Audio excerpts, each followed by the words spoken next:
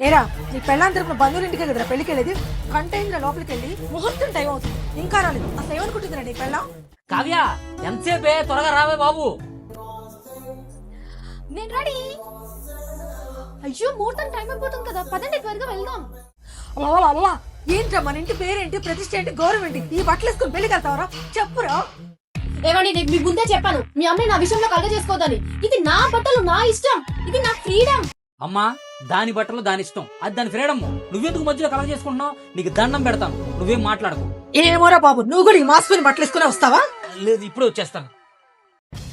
ఏంటి అలా చూస్తారు? త్వరగా పదండి వెళ్దాం. అస్సలు ఎవరైనా ఇలాంటి డ్రెస్ వేసుకొని పెళ్లికి వెళ్తారా? ఏ ఇది నా డ్రెస్, నా ఇష్టం, నా ఫ్రీడమ్. నీ డ్రెస్ నీ ఫ్రీడమ్, నా డ్రెస్ నా ఫ్రీడమ్. అయ్యో నేనైతే ఇలాగ రాను. నువ్వు వచ్చావనుకో మర్యాదగా అందరం కలిసి వెళ్తాం. లేదనుకో మీ అమ్మాయి రాత్రి ఒక సీరియల్ చూసి భయపడింది, అందుకని రావాలి నాన్న చెప్తాను. అందరితో ఫోటోలు దిగుతాను, ఇలాగే సెల్ఫీలు ఇస్తాను. మరి ఓకేనా నీకు? మీకు దండం పెడతా అండి, నేను వెళ్ళి డ్రెస్ మార్చుకుంటాను, మీరు కూడా వెళ్ళి మార్చుకోండి ప్లీజ్. ఏవండి ఇప్పుడు వెళ్దామా?